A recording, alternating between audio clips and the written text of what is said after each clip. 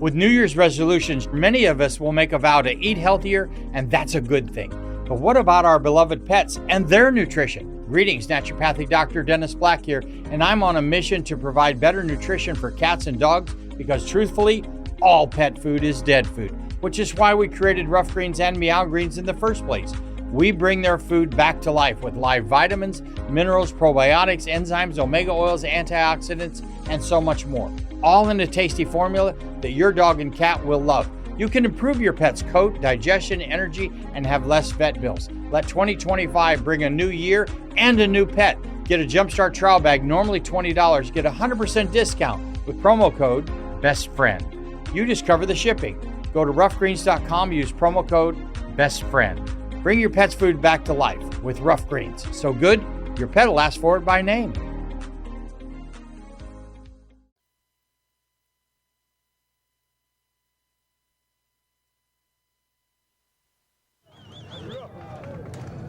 My fellow Americans, in a few moments the celebration will begin here in New York Harbor. It's going to be quite a show. I was just looking over the preparations and thinking about a saying that we had back in Hollywood about never doing a scene with kids or animals because they'd steal the scene every time. So you can rest assured I wouldn't even think about trying to compete with a fireworks display, especially on the 4th of July. My remarks tonight will be brief, but it's worth remembering that all the celebration of this day is rooted in history. It's recorded that shortly after the Declaration of Independence was signed in Philadelphia, celebrations took place throughout the land, and many of the former colonists, they were just starting to call themselves Americans, set off cannons and marched in fife and drum parades. What a contrast with the sober scene that has taken place a short time earlier in Independence Hall. 56 men came forward to sign the parchment. It was noted at the time that they pledged their lives, their fortunes, and their sacred honors. And that was more than rhetoric. Each of those men knew the penalty for high treason to the crown. We must all hang together, Benjamin Franklin said, or assuredly we will all hang separately. And John Hancock, it is said, wrote his signature in large script so King George could see it without his spectacles. They were brave. They stayed brave through all the bloodshed of the coming years. Their courage created a nation built on a universal claim to human dignity, on the proposition that every man, woman, and child had a right to a future of freedom. For just a moment, let us listen to the words again. We hold these truths to be self-evident, that all men are created equal, that they are endowed by their Creator with certain unalienable rights, that among these are life, liberty, and the pursuit of happiness. Last night, when we rededicated Miss Liberty and relit her torch, we reflected on all the millions who came here in search of the dream of freedom, inaugurated in Independence Hall. We reflected, too, on their courage in coming great distances and settling in a foreign land and then passing on to their children and their children's children. The hope symbolized in this statue here just behind us, the hope that is America. It is a hope that someday every people and every nation of the world will know the blessings of liberty. And it's the hope of millions all around the world. In the last few years, I've spoken at Westminster to the Mother of Parliaments, at Versailles, where French kings and world leaders have made war and peace. I've been to the Vatican in Rome, the Imperial Palace in Japan, and the ancient city of Beijing. I've seen the beaches of Normandy and stood again with those boys of Pointe du Hoc who long ago scaled the heights, and with, at that time, Lisa Zanetta Hen, who was at Omaha Beach for the father she loved, the father who had once dreamed of seeing again the place where he and so many brave others had landed on D-Day. But he had died before he could make that trip, and she made it for him. And Dad, she'd said, I'll always be proud. And I've seen the successors to these brave men, the young Americans in uniform all over the world. young Americans like you here tonight who man the mighty USS Kennedy and the Iowa and the other ships of the line. I can assure you, you out there who are listening, that these young people are like their fathers and their grandfathers, just as willing, just as brave, and we can be just as proud. But our prayer tonight is that the call for their courage will never come, and that it's important for us too to be brave. Not so much the bravery of the battlefield, I mean the bravery of brotherhood. All through our history, our presidents and leaders have spoken of national unity and warned us that the real obstacle to moving forward the boundaries of freedom, the only permanent danger to the hope that is America, comes from within. It's easy enough to dismiss this as a kind of familiar exhortation. Yet the truth is that even two of our greatest founding fathers, John Adams and Thomas Jefferson, once learned this lesson late in life. They'd worked so closely together in Philadelphia for independence. But once that was gained and a government was formed, something called partisan politics began to get in the way. After a bitter and divisive campaign, Jefferson defeated Adams for the presidency in 1800. And the night before Jefferson's inauguration, Adams slipped away to Boston, disappointed, brokenhearted, and bitter. For years, their estrangement lasted. But then, when both had retired, Jefferson at 68 to Monticello and Adams at 76 to Quincy, they began through their letters to speak again to each other. Letters that discussed almost every conceivable subject: gardening, horseback riding, even sneezing as a cure for hiccups. But other subjects as well: the loss of loved ones, the mystery of grief and sorrow, the importance of religion, and of course, the last thoughts, the final hopes of two old men, two great patriarchs for the country that they had helped to found and loved so deeply. It carries me back, Jefferson wrote about correspondence with his co-signer of the Declaration of Independence, to the times when, beset with difficulties and dangers, we were fellow laborers in the same cause, struggling for what is most valuable to man, his right to self-government, laboring always at the same oar, with some wave ever ahead threatening to overwhelm us, and yet passing harmless, we rode through the storm with heart and hand. It was their last gift to us, this lesson in brotherhood, in tolerance for each other, this insight into America's strength as a nation. And when both died on the same day, within hours of each other, that date was July 4th, 50 years exactly after that first gift to us, the Declaration of Independence. My fellow Americans, it falls to us to keep faith with them and all the great Americans of our past. Believe me, if there's one impression I carry with me after the privilege of... With New Year's resolutions, many of us will make a vow to eat healthier, and that's a good thing. But what about our beloved pets and their nutrition? Greetings, naturopathic Dr. Dennis Black here, and I'm on a mission to provide better nutrition for cats and dogs because, truthfully, all pet food is dead food, which is why we created Rough Greens and Meow Greens in the first place. We bring their food back to life with live vitamins, minerals, probiotics, enzymes, omega oils, antioxidants, and so much more, all in a tasty formula that your dog and cat will love. You can improve your pet's coat, digestion, energy, and have less vet bills. Let 2025 bring a new year and a new pet. Get a Jumpstart trial bag, normally $20. Get a 100% discount with promo code BESTFRIEND. You just cover the shipping. Go to roughgreens.com, use promo code BESTFRIEND. Bring your pet's food back to life with Rough Greens. So good, your pet will ask for it by name.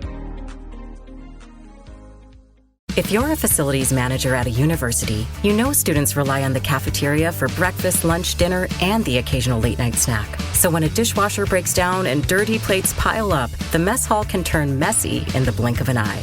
Enter Grainger. With over 1 million industrial-grade products and fast delivery, the product you need now is never far away. So you can turn that dishwasher back into a lean, clean washing machine. Call, click Grainger.com, or just stop by. Grainger, for the ones who get it done.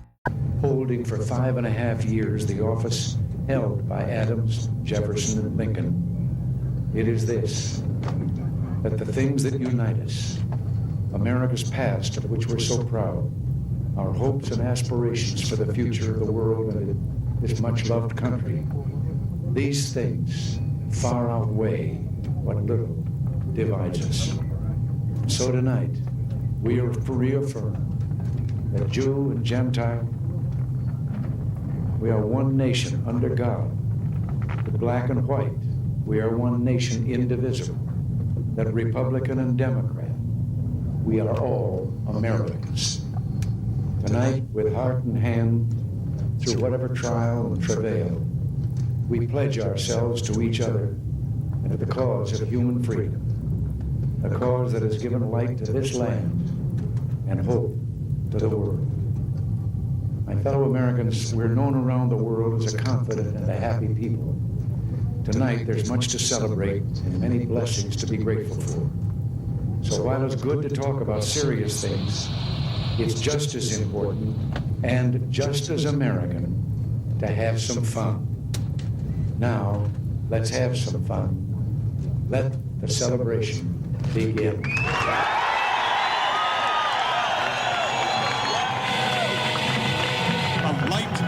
Ladies and gentlemen, God bless the United States, the last best hope of the entire planet. The great symbol of freedom beckoning from a harbor.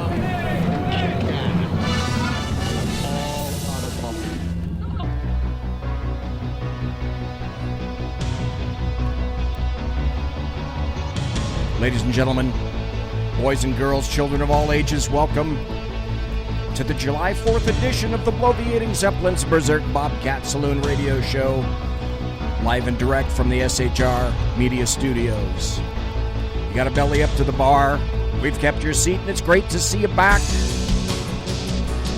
Angel is going to be your bartendress tonight. She pours with the best of them, and the lava lamp is in fact lighted to my left, your right, meaning that you can listen and chat at shrmedia.com, and you can also watch on the SHR Media Facebook page and YouTube channel. We don't water our drinks, just like we don't water our conversation, politics, religion, crime, culture, economics, race, sex, science, law. We talk about it all here at the saloon. Nothing is sacred. The speech is free, but the booze is not. All that we ask is that you flush the toilet, jiggle the handle, and don't forget to tip your waitress. Tonight,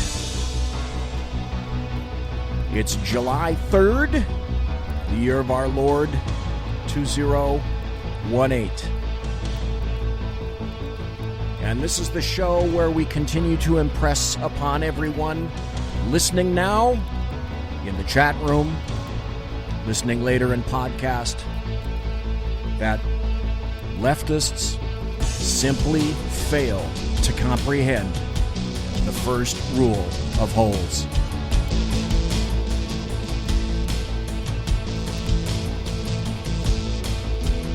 We've got some great stories tonight. Speaking of stories, actually the best thing tonight, and I make the announcement here first. When I entered the studio, because it's terrible outside, though I broadcast 2 miles that way from the locus of evil, the capital of the state of California, Sacramento, it's terrible outside. The air quality is rotten. We're having lots of wildfires. The smoke is blowing east, basically southeast from Lake County. And outside, it's just reprehensible. It's terrible. But one thing I have to tell you is that when I stepped inside tonight into the studio right here, went over to go look at the thermostat. And because it wasn't all that hot outside, today it was about 83 in the studio, which almost requires a parka these days. However, just on account of because, I decided, I wondered. The system was off. I thought, maybe if I just turn it on, maybe I'll just get the fan. The problem with that thought is that last Thursday, I went to attempt the same thing. The fan wasn't even working. I had the system on, took it off of auto, put the fan on, and the fan refused to work. Tonight, imagine my chagrin when I discovered that as soon as I turned the system on, it got cool. And right now, it's sitting at 76 degrees in the studio. Now, if I had a producer, and if I had a sound effect of applause, I would be playing that. Because essentially, I guess I could say that maybe it was... That was easy. But it wasn't. It only took, about a month before the system got fixed. However, that being said, it is absolutely wonderful in here. And so thanks to the owners of this property, and I don't think they probably want to be named, but my thanks to them, because now it's like a real studio in here. It's absolutely wonderful. And so what do we do on July 4th? Where are we going to start? I have a pretty good idea. Let's start here. It's time for happy stories and good times. Here's one of the first happy stories that my guess would be you didn't hear about because the LDEM, the Leftists, Democrats, and American media maggots don't want you to know about this. And that's this. The Supreme Court of the United States just this past week and a half ago gave President Trump power over key federal jobs in various federal agencies. This is a story from Reuters.com. SEC judge appointments unconstitutional, U.S. High Court says. The U.S. Supreme Court gave presidents more control over key jobs in federal agencies last Thursday, ruling that the way the SEC, the Securities and Exchange Commission, selected in-house judges who enforce investor protection laws had violated the U.S. Constitution. But wait, it gets better. The justices... With New Year's resolutions, many of us will make a vow to eat healthier, and that's a good thing. But what about our beloved pets and their nutrition? Greetings, naturopathic Dr. Dennis Black here, and I'm on a mission to provide better nutrition for cats and dogs because truthfully, all pet food is dead food, which is why we created Rough Greens and Meow Greens in the first place. We bring their food back to life with live vitamins, minerals, probiotics, enzymes, omega oils, antioxidants, and so much more. All in a tasty formula that your dog and cat will love. You can improve your pet's coat, digestion, energy, and have less vet bills. Let 2025 bring a new year and a new pet. Get a Jumpstart trial bag, normally $20. Get a 100% discount with promo code BESTFRIEND. You just cover the shipping. Go to roughgreens.com, use promo code BESTFRIEND. Bring your pet's food back to life with Rough Greens. So good, your pet will ask for it by name. Agreed with President Donald Trump's administration that the SEC, in having low-level staff install administrative law judges, infringed upon powers given to the president in the U.S. Constitution's appointment clause regarding the filling of certain federal points. So just when you suspected that, maybe Trump was tired of winning, guess what? There was even more winning. On Thursday, Reuters reported that the U.S. Supreme Court has ruled that the way the Securities and Exchange Commission selected in-house judges who enforce investor protection laws violated the U.S. Constitution. The justices agreed with President Donald Trump's administration that the SEC infringed upon powers given to the president in the U.S. Constitution's By the way, there's a really good point coming later. Appointments Clause. The ruling marked a victory for Trump, who has sought to limit the power of certain federal agencies. The best part yet, though, that I hinted at, the ruling authored by liberal Justice Elena Kagan could also make it, get this, easier for these in-house judges to be fired by a president's political appointees in agencies rather than it being protected from such action as is currently the law.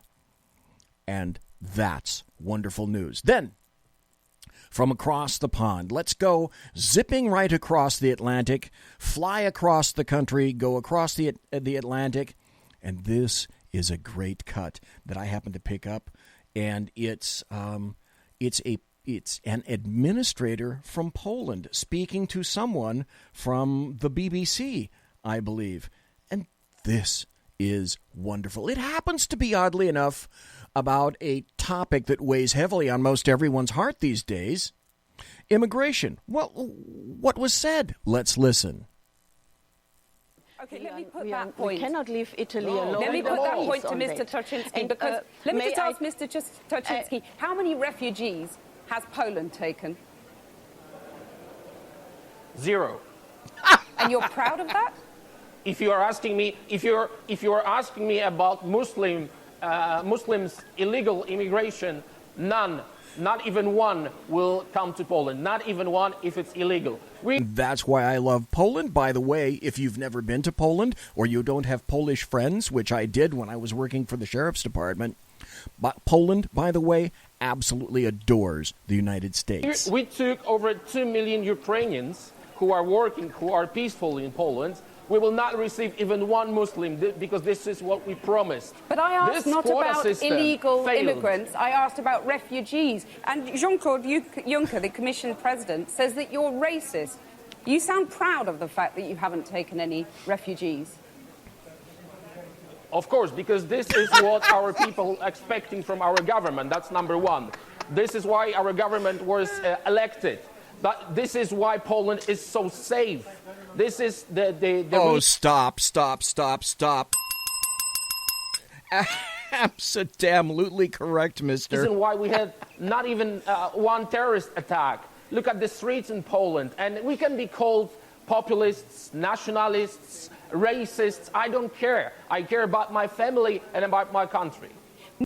Now that's a guy. If he said that, oh my God, he was proud, and the journalist simultaneously was actually taken back in affront. Well, what do we know about leftists? What do we know? Like I said, they don't even comprehend the first rule of holes. That having been said, aren't we told that leftists and people that are aligned with leftists, the LDAM, they're the smartest people in the room, right? Well, let's listen and see if they're, in fact, the smartest people in the room. Makes America great. Look at some of the Nazi propaganda about the Jews, and you see a lot of stuff that's really similar to what people are saying about the Palestinians. I wouldn't equate what's going on today with the rise of the Third Reich, would you? What did you just say? You don't think it is part of the Third Reich? No, I would not equate Donald Trump with the rise of the Third Reich. I do believe we're a white supremacist country. If we're such a racist country, why is it that Asian Americans and Indian Americans are actually richer than white Americans on average? Didn't Obama separate 90,000 kids from their pregnant pause? I don't know. What is your source on that? Does that make this right? Department of Homeland Security. In fact, Bernie Sanders put on his website in 2015, "Dear Obama, stop separating parents in their I hate to does that make this right? Well, all the images they're using on television of children in cages, those were taken under Obama. I mean, Obama separated 90,000 kids and there were no protests. Okay, so now we're interviewing you. Well, no, I'm just saying a sentence. Okay. Thank you very much. You protested under Obama, right? Yeah, there were no protests like this. There wasn't. No hate speak. There was no hate speak behind what he did. I mean, there was no. It didn't come with all that evil, hateful rhetoric. Like what? Give me an example. I think illegals should be deported, or illegal? Like illegal immigrants. What's illegals. illegal? What's illegal? Someone who's not here legally. Like someone who broke federal immigration law to come into the country. Well, maybe there's a reason. You know? So there's a reason that it's okay to break laws at times. So if I'm hungry, I can rob a store, essentially, because that's a reason. But you guys say everyone is welcome here. That's dangerous. Well, sometimes people who are terrorists learn the error of their ways, and sometimes they get forgiveness. You would welcome them as 13 members? I would welcome everyone in this. No fear. How about ISIS? Everyone is welcome here. No hate. No fear. Everyone is quite a... Everyone is welcome here. You're here. No fear. Right, I was born here. Everyone. That isn't it. What does it say again?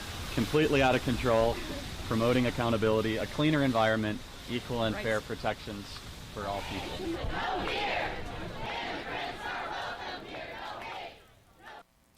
Right, so proving once again that leftists they're damn insane, and they do not comprehend that rule. But while we're talking about winning, okay, what about this? Here's an article from realclearpolitics.com, which the headline reads like this: Trump's approval rating rises among Hispanics. And with that, now again, the reason you listen to my show is because I tell you things that very few others, and certainly the LDAM, will not. Because I'm sure you've heard this trumpeted from on high on CNN, whose ratings, by the way, are lower than MSNBC, and almost in the tank with headline news, which I think maybe 30 or 35 people will be watching right about now. In a new Harvard-Harris poll released this week, exclusively to The Hill, President Trump's overall approval rating rose. With New Year's resolutions, many of us will make a vow to eat healthier, and that's a good thing. But what about our beloved pets and their nutrition? Greetings, Naturopathic Dr. Dennis Black here, and I'm on a mission to provide better nutrition for cats and dogs because, truthfully, all pet food is dead food, which is why we created Rough Greens and Meow Greens in the first place.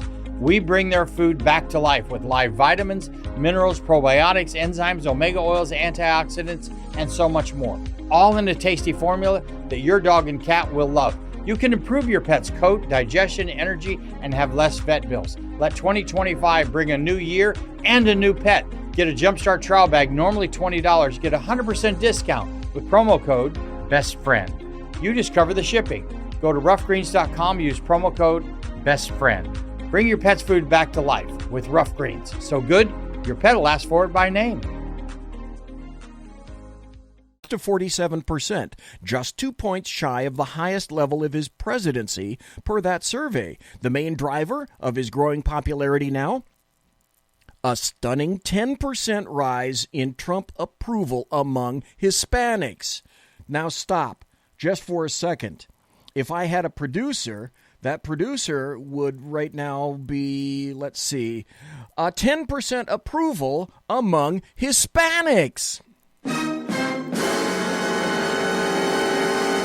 But I don't have a producer, and so that's not what you heard. That growing support among Latinos would surely surprise many Trump critics in Washington and the legacy media who remain fixated on border issues. So intense is their hysteria regarding border enforcement that people like former CIA Director Michael Hayden compared our detention policies to the Auschwitz concentration camp in a tweet, and MSNBC's Donnie Deutsch proclaimed on Morning Joe that all Trump voters are essentially Nazis.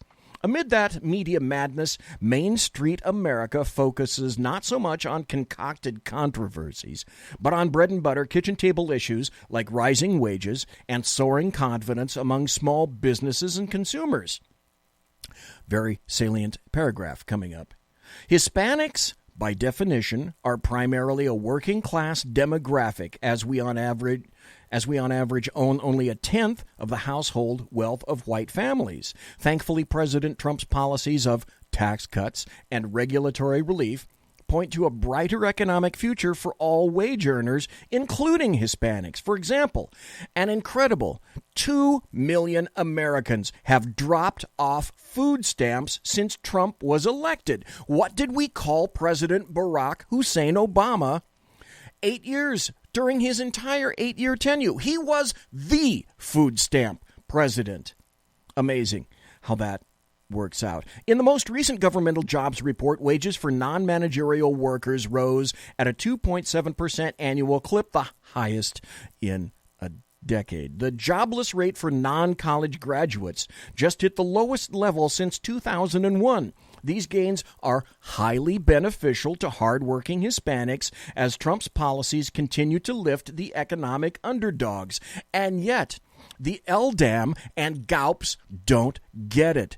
First rule of holes. I'm going to be saying that throughout the entire show tonight. This is an audio cut that I found, a video from a black American who was actually starting to cry when he made this video. And you need to hear, it's too bad you can't see it, but you need to hear what this man is saying with regard to, that guy with the dead orange cat on his head, President Donald John Trump.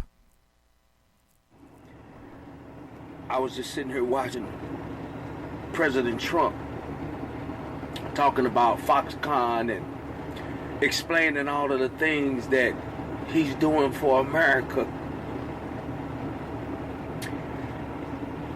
And he had this black lady come up there and give a little speech about... By the way, this guy is wearing a MAGA hat.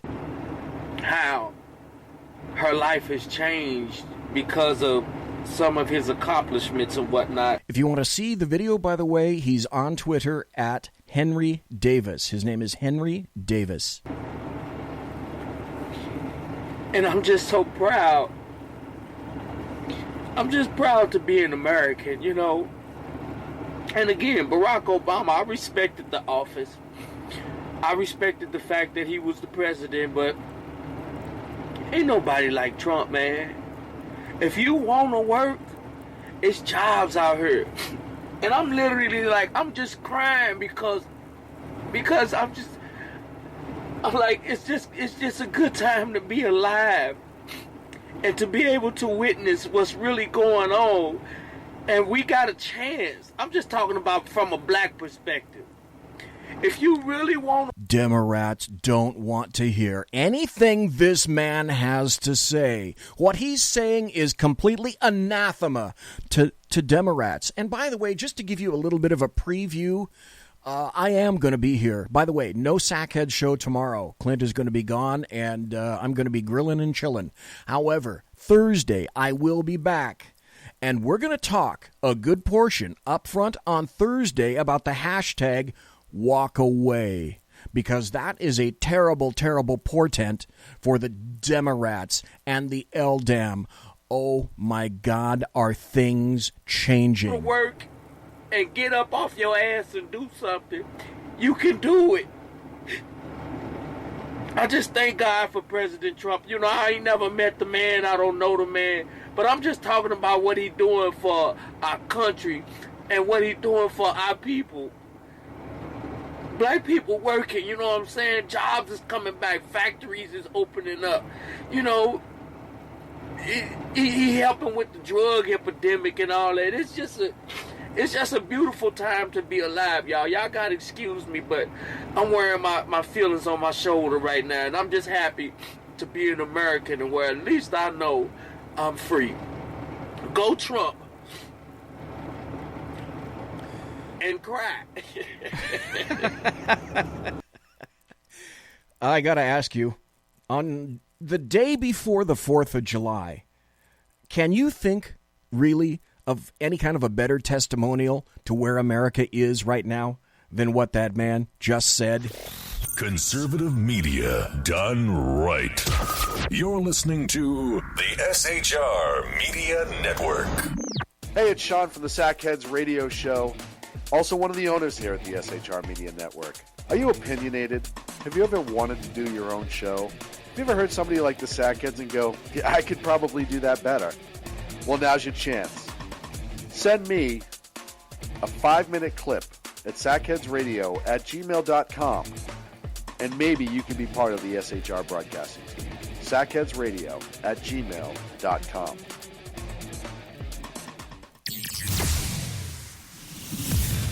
Broadcasting behind enemy lines in occupied California, a mere 2 miles from the state capital, the bloviating Zeppelin's Berserk Bobcat Saloon radio show can be heard every Tuesday and Thursday night at 8 p.m. Pacific and 11 p.m. Eastern, only on the SHR Media Network. Go to shrmedia.com to listen. You can also watch on the SHR Media Facebook page and the SHR Media YouTube channel. No goldfish were abused in the making of this ad. When dirty politicians, shadow governments, and deceptive Islam blind the world with fake stream media smoke, their only fear is one man with a cane. I'm Dave Milner.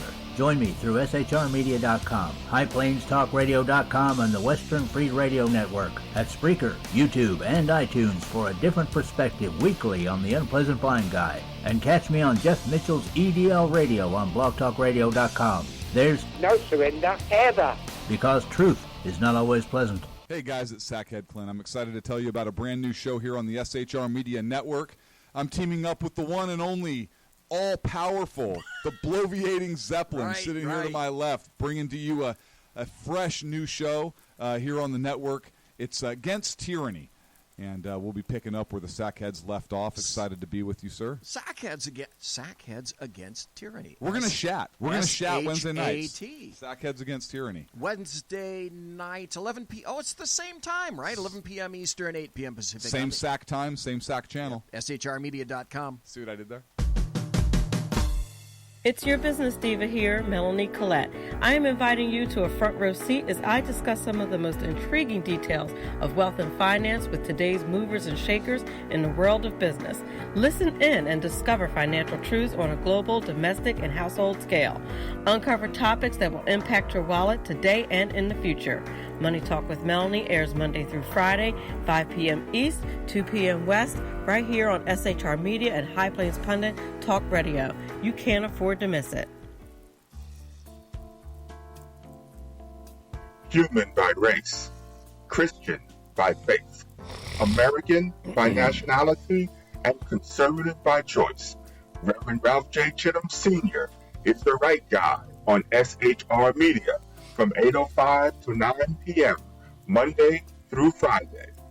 And if on the rare occasion I am ever wrong, I will still always be right. The right guy on SHR Media. Hey, this is Michael Wright. And I'm Shannon Wright. Join us for The Right Way with Shannon and Mike, Monday through Thursday from 7 to 9 a.m. right here on SHR Media.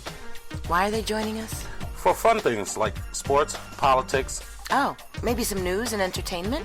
And all kinds of other things. Money and recipes and events, all kinds of stuff. Yeah, so join us Monday through Thursday, 7 to 9 a.m. here on shrmedia.com. Hey, BZ. So the plan's working. You got rid of Sacco. Sean is now stepping away. I never even saw him. And I know, and insidious. You know, we talked about this for a good for the last 3 years, and finally coming to fruition. You know, I'm still in the room, right?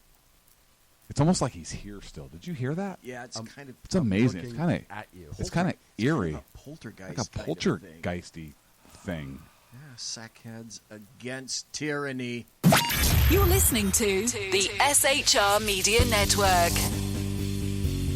And you are listening to the SHR Media Network, live and direct from the SHR Media, the palatial and sumptuous SHR Media Studios, 2 miles from the belly of the beast, the locus of evil on the entire left coast, the capital of California, Sacramento, where the smoke is filling the air, and also the stench of sulfur and brimstone, just because they're evil bastards.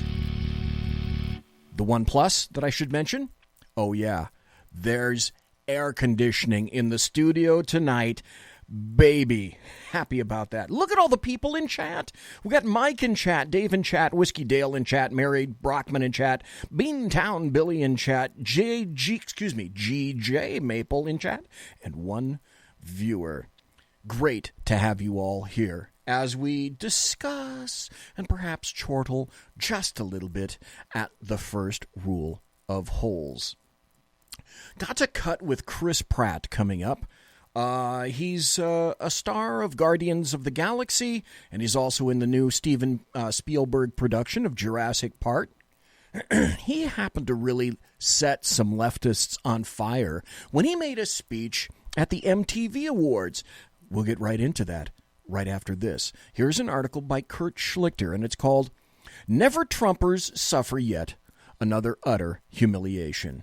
Last week was especially glorious, not just because we rejected the latest GOP's amnesty scheme, not just because we defunded the left's union cash extortion machine with the Janus decision, and not just because Justice Kennedy is leaving to be the swing vote on his retirement community HOA. It was especially glorious because these enormous victories, these latest enormous victories, were the direct result of normal Americans giving the gimps, the grifters, the geebos of Never Trump the George Costanza treatment by doing precisely the opposite of our alleged betters' political instincts. Everything they told us was wrong. If we had done what they demanded, we would not be reveling in the joy of conservative victory. We'd be resigned to yet another defeat. But Gorsuch, indeed, you never been kissed band of losers. If we'd listened to Never Trump, we'd have voted for Felonia Milhouse von Pantsuit, and we would not only have Merrick Garland, or worse, much likely worse, on the SCOTUS, but now she'd be picking another pinko who agrees with the lib bloc that the First Amendment has hitherto unknown asterisks that prevent conservatives from using it, that a bunch of other rights that aren't in the Constitution actually are, and that the Second Amendment stuff about not infringing on our right to keep and bear arms really means libs can totally infringe on our rights to keep and bear arms. Let's leave aside our booming economy and crushing ISIS and pulling out of the climate scam and maybe peace with North Korea. Just these two Supreme Court picks make Trump the most important and successful conservative president since the Big R. And we wouldn't have any of it if that nattering pack of insufferable sissies had their way. But even today, this dwindling band of bow-tied Nimrods, I like that, still whine despite their manifest conservative triumphs. And their numbers grow fewer as the evidence grows in support of an undeniable conclusion. The election of Donald Trump was a conservative triumph of a magnitude we are only beginning to fully appreciate. A lot of us had our doubts, but Trump assuaged them by doing something we never expected to see a GOP politician actually do: keep his promises. I, meaning Kurt Schlichter, I was hardcore anti-Trump long ago. I was not never Trump, only never Hillary. I was loud and proud for Ted Cruz. By the way, BZ was too. With zero trust in a New York playboy whose attachment to conservative ideology seemed intermittent at best. I write about my transformation at length and with considerably more colorful language in my upcoming book, Militant Normals, which drops in October. But suffice it to say that I, as have a bunch of fellow Trump doubters, come around because Trump performed. He did what he said he would. Promises made, promises kept. He promised winning and delivered winning. And damn it, we normal conservatives are here to win. A principled loser is just another kind of loser, an especially annoying kind, because he never seems to shut his Zemo hole about his precious principles. And the remaining rump of never-Trumpers is here to lose. That's their goal. Team my principles. Always intended to lose. Oh, they try to play off their objections to the president as purely one of style. It's because Donald Trump is so, oh, well, I never... But their displeasure with Trump's aesthetic deficiencies is not the sole nor even the most significant reason for their fury at the orange-y interloper. They're really mad because under Trump, these dorks can't get the White House to return their calls. Trump threw the Frito-Cons out of the family business. They are nothing to us. They are not brothers in arms, and they are not friends. We don't want to know them or what they do. We'd take them out to a figurative... I knew I was going to have trouble reading this. but it happens to be so good. We'd take them out in a figurative rowboat onto Lake Tahoe, but we don't want to be seen hanging around with them. We ruined their scam. They miss the cruise ships filled with marks handing over cash to mingle with second-tier scribes from magazines put out by lesser sons of greater fathers that we stopped reading when they stopped mattering. Never Trump wants to once stand on a sold-out cruise bridge's ship, the bridge of a cruise ship, pale, puny arms spread wide, shouting, "I'm a minor duke of the world." They've been stripped of their silly status. But that silly status, I'm an assistant fellow at the Institute for Conservative Studies and Mailing List Compilation, was all they had.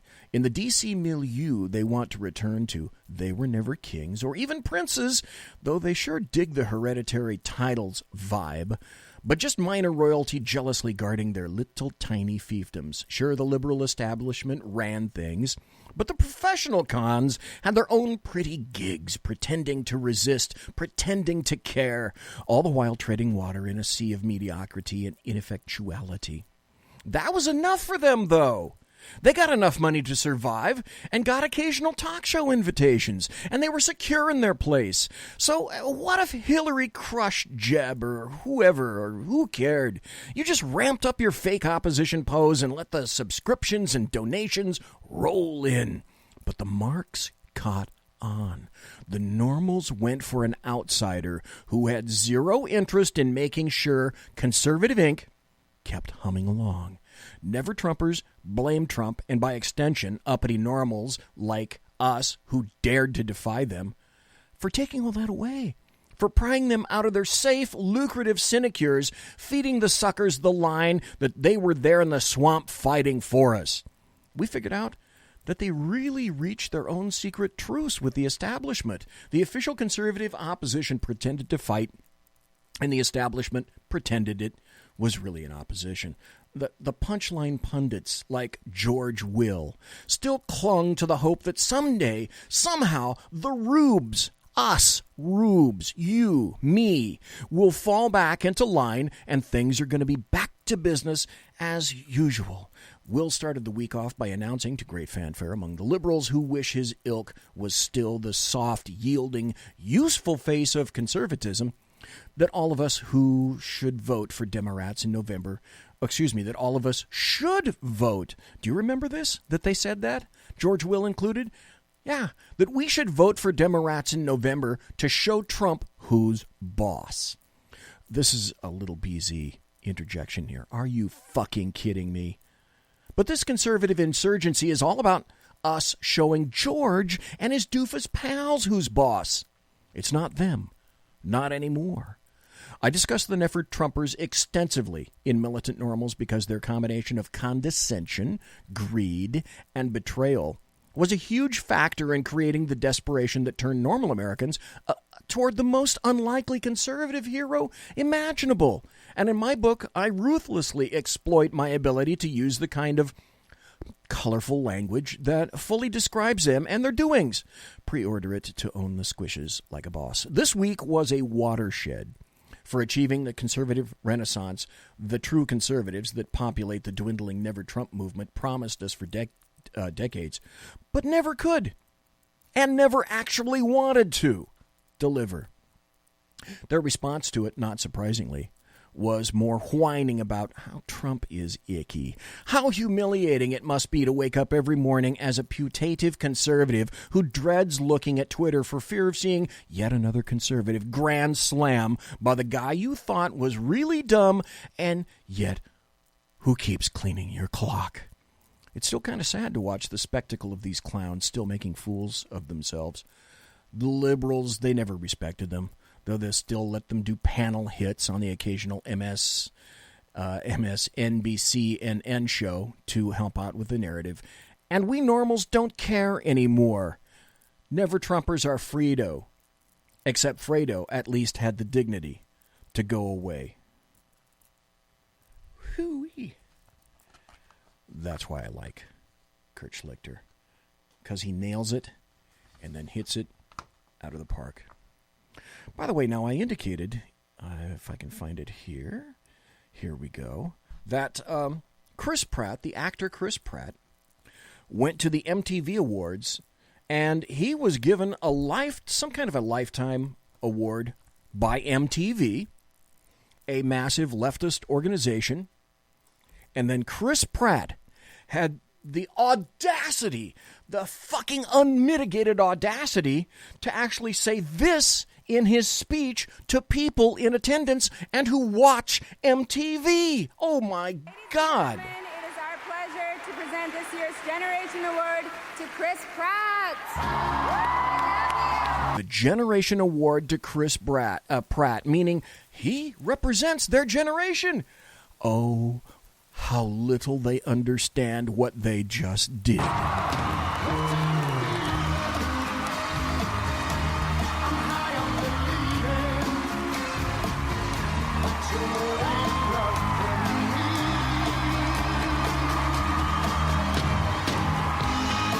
Okay, now I want to point out one thing before we continue. The audience is going crazy over him. Now, after he says what he says, continue to listen to the audience.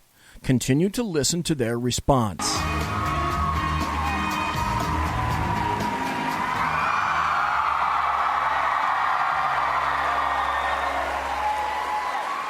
Thank you. Can you hear me? I don't want to lean down. I want to thank Bryce and Aubrey. I love you both so much. Thank you, MTV, for this honor. Real quick thanks to my mom and my dad and my brother Cully, my sister Angie. I love you. I love our family.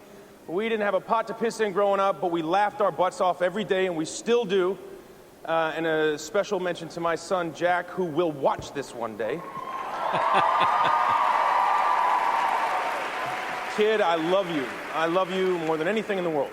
And to the fans, I wouldn't be here without you. Thank you. This being the They have no idea what's coming. Generation Award, I'm gonna cut to the chase, and I'm gonna speak to you, the next generation, okay? I accept the responsibility as your elder, so listen up. This is what I call 9 rules from Chris Pratt, Generation Award winner.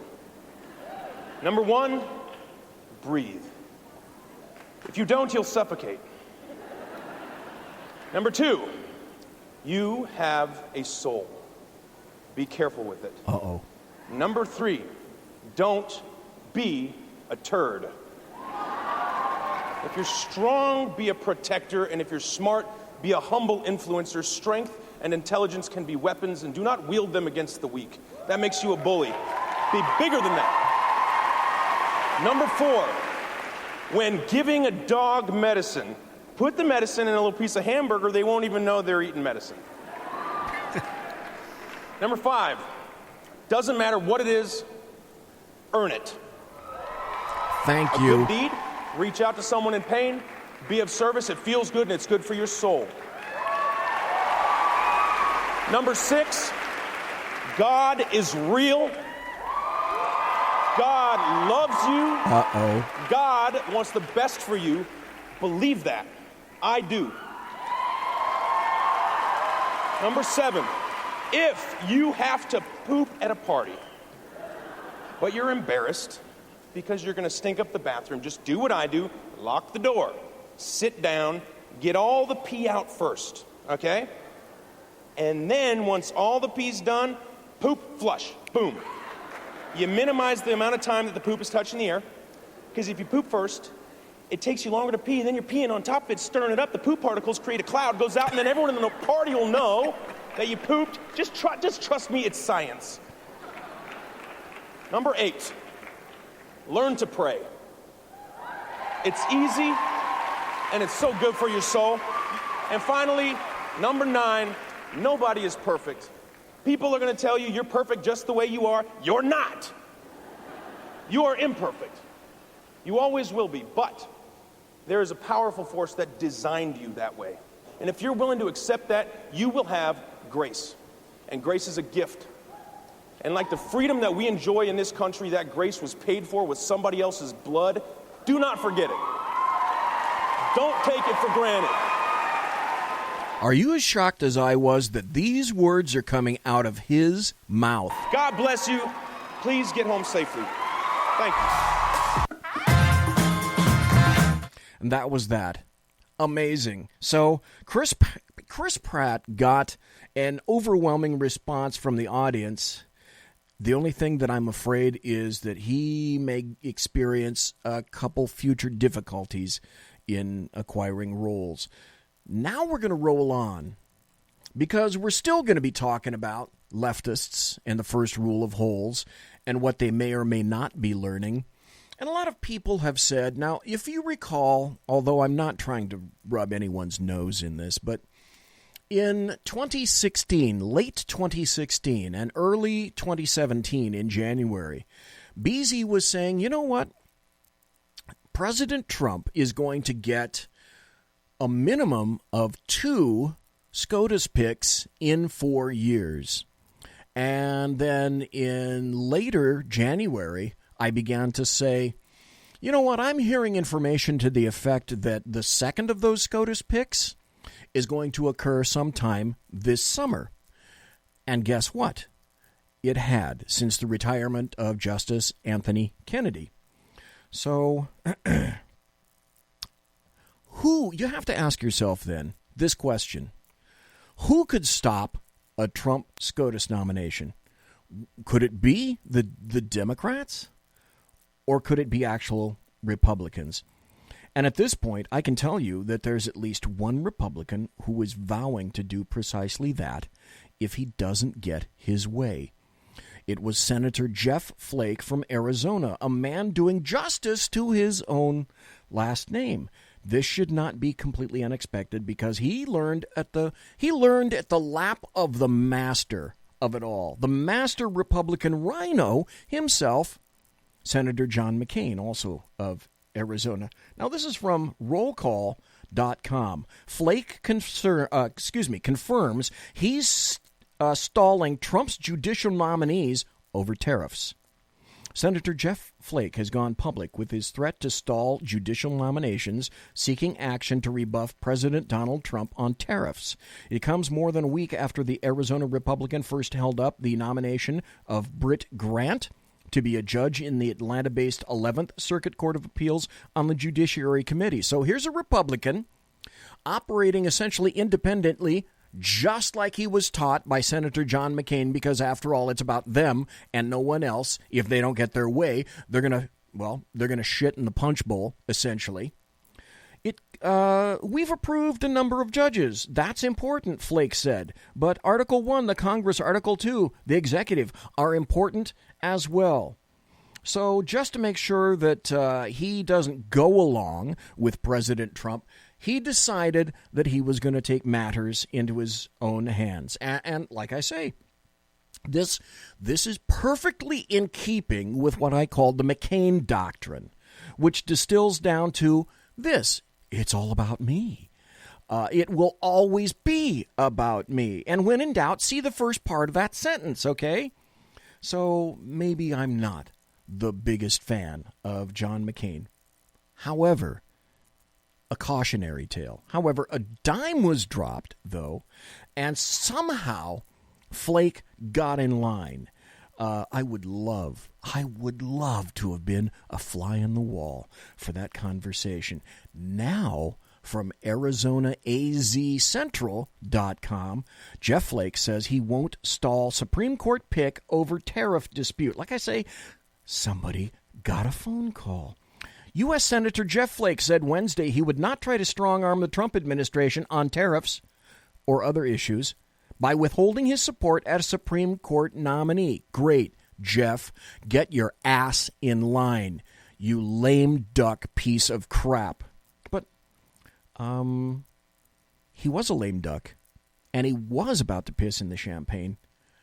That was narrowly avoided. But let's go back in time for a moment, okay, and revisit just how it is that the Democrats somehow managed to get into their current predicament. Back to, let's say 2013. And some little thingy called a filibuster, and then Senator Harry Reid. So let's work together to make government work better. Instead of treating it like an enemy, or purposely making it work worse. That's not what the founders of this nation envisioned when they gave us the gift of self-government.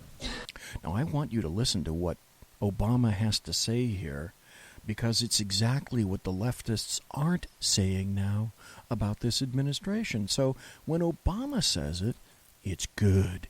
When anyone else says it, it's bad. Well, listen to Barack. You don't like a particular policy or a particular president? Then argue for your position. Go out there and win an election.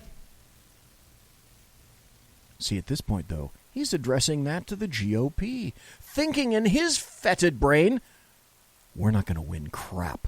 Push to change it. But don't break it. Don't break what our predecessors spent over 2 centuries building. Don't break what our predecessors spent over 2 centuries building. Okay for Obama to say that and recommend it. Not taken to heart. Why aren't his words taken to heart today? I wonder. Why is that? That's not being faithful to what this country's about. So, who was it? Just, we got about 3 more minutes, I think, till the top of the hour break. Who was it that said elections have consequences? Or like I said, he said, hey, don't break what our predecessors spent 2 centuries trying to build up. Isn't that what Obama heralds us to do? Win an election, and then what happens? What happens if we do? What happens if we go out and win an election? And I think I played this last week, but it bears repeating. This is Mitch McConnell. Mitch, are you there? Yeah. Oh, Mitch wants a speaker. Hang on just one second, Mitch. Let's stop you. Let's back you up. And let's turn on the volume. Take it, Mitch. Once again, Senate Democrats are threatening to break the rules of the Senate, in order to change the rules of the Senate. And over what? Over what? Over a court that doesn't even have enough work to do? The majority leader promised, over and over again, that he wouldn't break the rules of the Senate in order to change them. That was Harry Reid, by the way, to whom he refers. If you want to play games, set yet another precedent that you'll no doubt come to regret. Wow, prescient. Say to my friends on the other side of the aisle, you'll regret this, and you may regret it a lot sooner than you think. Bingo. Precisely. So, having that been said, are we to actually wield the power that we acquire from said elections? And what about those consequences? Can there be consequences in politics at all? Walt, how long till you're safe? Till you can work this out? Were there consequences for Walter White? Oh, Skylar. Skylar. No. I have lived under the threat of death for a year now. And because of that, I've made choices. Listen to me. I alone should suffer the consequences of those choices, no one else. And those consequences, they're coming. And in fact, those consequences aren't just coming, they're here. And the consequences themselves are having even greater consequences. As I referred to the rule of holes, there are consequences to losing an election. They have visited the Democrats. But instead of taking Obama's advice and not attempting to break what our predecessors spent over 2 centuries building, as he indicated, the LDAM would just rather, well, break it. Oh, and a few others as well. Altogether, too many of them by the way, happen to have an R behind their names. So back to the original question. If Flake is eliminated as an obstructionist, who is left? Who is left? And with that question, I'll tell you when we come back. Conservative media done right. You're listening to the SHR Media Network. Hey, it's Sean from the Sackheads Radio Show, also one of the owners here at the SHR Media Network. Are you opinionated? Have you ever wanted to do your own show? Have you ever heard somebody like the Sackheads and go, yeah, I could probably do that better? Well, now's your chance. Send me a 5-minute clip at sackheadsradio@gmail.com, and maybe you can be part of the SHR broadcasting team. sackheadsradio@gmail.com.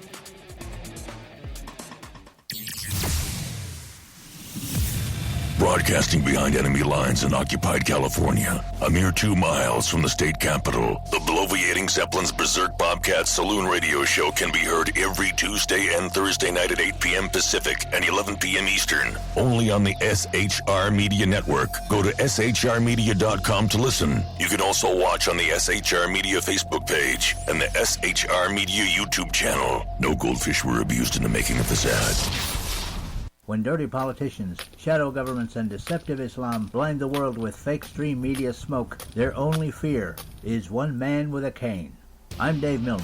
Join me through SHRmedia.com, HighPlainsTalkRadio.com, and the Western Free Radio Network at Spreaker, YouTube, and iTunes for a different perspective weekly on the unpleasant blind guy. And catch me on Jeff Mitchell's EDL Radio on BlogTalkRadio.com. There's no surrender ever. Because truth is not always pleasant. Hey guys, it's Sackhead Clint. I'm excited to tell you about a brand new show here on the SHR Media Network. I'm teaming up with the one and only all-powerful, the bloviating Zeppelin sitting here to my left, bringing to you a fresh new show here on the network. It's Against Tyranny. And we'll be picking up where the Sackheads left off. Excited to be with you, sir. Sackheads Against Tyranny. We're going to chat. We're going to chat Wednesday nights. SHAT. Sackheads Against Tyranny. Wednesday night, 11 p.m. Oh, it's the same time, right? 11 p.m. Eastern, 8 p.m. Pacific. Same SAC time, same SAC channel. Yep. SHRmedia.com. See what I did there? It's your business diva here, Melanie Collette. I am inviting you to a front row seat as I discuss some of the most intriguing details of wealth and finance with today's movers and shakers in the world of business. Listen in and discover financial truths on a global, domestic, and household scale. Uncover topics that will impact your wallet today and in the future. Money Talk with Melanie airs Monday through Friday, 5 p.m. East, 2 p.m. West, right here on SHR Media and High Plains Pundit Talk Radio. You can't afford to miss it.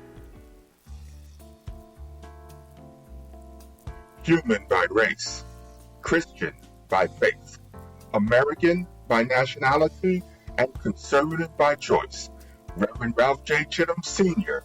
is the right guy on SHR Media from 8:05 to 9 p.m. Monday through Friday.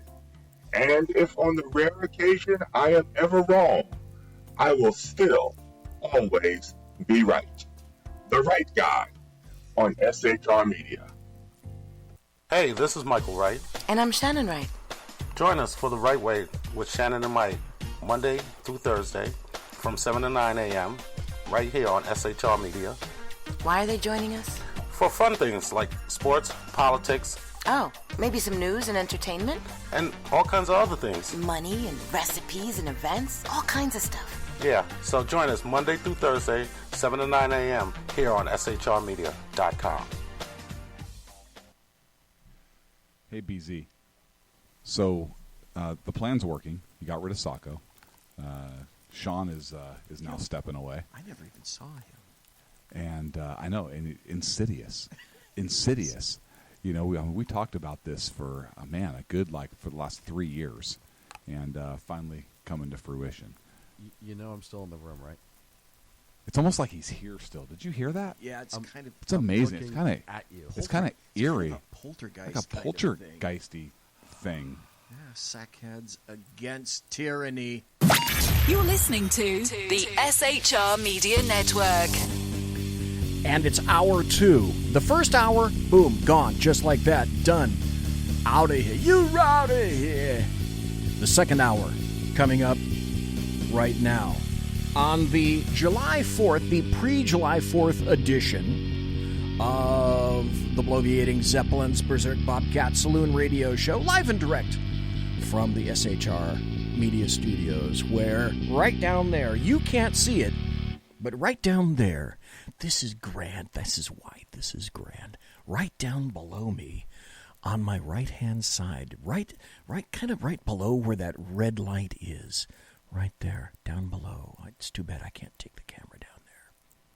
There's a register, and out of that register, there's air. And out of that register is issuing forth cool air. It's so wonderful in here. It almost makes me want to cry. It's that good. Okay, back to the issue. And I asked before the break, I said, what was the original question? If Jeff Flake is eliminated as an obstructionist, then who's left? Who is left? Capital L or little l? Would it perhaps be some female Republicans? Here's an article from Politico.com. The fate of the Supreme Court could ride on these two senators. Senator Susan Collins took a notable phone call Thursday as she enters the eye of the Supreme Court confirmation storm. It was the White House counsel Don McGahn sounding out the moderate Maine Republican in what she called a preliminary discussion of the high court vacancy. Republicans control the Senate by a single seat, and Senator John McCain has been absent for months. This means any single GOP senator has enormous sway over President Donald Trump's Supreme Court pick. And that's why you can see Jeff Flake was of concern to me, a very serious concern. Well, apparently, here's two more.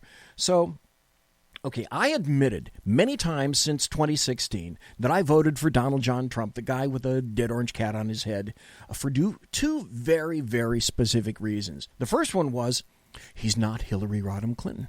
And the second one was he will make infinitely better SCOTUS choices than Hillary Rodham Clinton. Facts and evidence. Captain Obvious over there in the corner waving at me. Even Captain Obvious says, that's true. That's correct. So I and many others like me, we have been proven correct. Okay, we already are. We are witness to the positive effects of Neil Gorsuch in SCOTUS. None matter more than Collins and Lisa Murkowski from Alaska, who also received her own call from McGahn on Thursday. Then on Thursday evening, the two were part of a small group of bipartisan senators to meet directly with the president himself. How absolutely critical it is now that just a handful of votes potentially become. A year ago, the two moderate Republicans, along with McCain, stopped Obamacare repeal in its tracks while helping to confirm Neil Gorsuch to the Supreme Court. Now, as they weigh how to replace the retiring Justice Anthony Kennedy, the two were about to be squeezed more than ever by liberals seeking a Republican to stop the court from outlawing abortion rights, among other potential conservative rulings, and by their fellow Republicans looking for a show of party unity on a massively consequential vote. After all, it's about politics, and most everything is a negotiation in D.C. So why don't we examine some of the top Trump candidates? One of the biggest moments of this current presidency occurred this week with Supreme Court Justice Anthony Kennedy announcing that he is retiring from the court. For many conservatives, Supreme Court nominations were the single most important issue of the last election, the reason they voted, and they'll be watching this very closely. Who are the frontrunners to replace Justice Kennedy, and what do we know about them? Joining us now is someone who knows the answers. Leonard Leo is an outside advisor to the president on judicial nominations, and he joins us now. Leonard, thank you very much for coming on. So we're hearing a number of names batted around. Amy Barrett is at the top of every list I've read in the last 2 days. Tell me, what do we know about Amy Barrett? Oh, by the way, I will let you hear what happened to Amy Barrett. Just continue. Amy Barrett's a judge on the 7th Circuit out there in the Midwest in Chicago. She's from Indiana. Very distinguished law professor from Notre Dame Law School, clerk for Antonin Scalia. One of the most articulate and intelligent originalists in the country. Very talented woman. Brett Kavanaugh. Okay, you know what an originalist is, so it's good to know she is one of them. No. Brett Kavanaugh is a very respected judge here in Washington, D.C. on the U.S. Court of Appeals. He's been on that court for over a decade. He's respected on all sides of the political spectrum as one of the best lawyers in the country. Spent a lot of time in Washington serving in government, arguing before the Supreme Court. He's written a lot of opinions. Very deep believer in the idea that if you want to protect freedom and human dignity, you have to preserve the structural limits on government power in our Constitution. A lot like Neil Gorsuch, Tucker. Start listening, and you'll hear a continuing pattern, a thread throughout all of these candidates. So if you're following this at home, who else should you be looking up on Wikipedia right now? Well, look, the president came up with this great idea, one of the most transparent things we've ever seen in judicial selection, which is to put out a list of all the people from which he'd pick. There are 25 on there, which is an awful lot of people. But you should be certainly looking at people like Brett Kavanaugh and Amy Barrett, Tom Hardiman, who's someone who the president interviewed last time. He's a judge out in Pittsburgh, Pennsylvania. Ray Kethledge, who's a judge out in Michigan. There are a couple of other very distinguished women on the list. Joan Larson, who's out from Michigan, and Allison Ide, who's from Colorado. All Court of Appeals judges, all people who really want to interpret the law as it's written and who understand that... By the way, that evil Donald John Trump wanted to make sure that he stacked all of his nominations with males, right? The court has a duty to enforce the limits on government power and to interpret the Constitution according to its text and original meaning. They really believe in the rule of law, and it's a tremendous opportunity for the president to pick another justice like Neil Gorsuch, who's extraordinarily well qualified, very courageous and independent, and who wants to interpret the Constitution the way the framers meant it to be. Can Democrats stop this? Can you imagine a scenario where they could? This is important. This is critical. I think if the president has a process like he had the first time, engages in lots of advice and consent, picks a great nominee like Neil Gorsuch, if he uses the Gorsuch model, I think it's impossible for the Democrats to really stop him. Can you imagine? I think Gorsuch got a couple Democratic votes. Can you imagine that happening this time? Or have things changed too much? I think so, Tucker. I mean, again, if you pick someone who's extraordinary and someone who really does just believe in interpreting the law as it's written, that's what garners widespread public support. And I think it's particularly hard in an election year like this one for moderate Democrats to resist a nominee who's so talented and who's so committed to being a fair arbiter in court.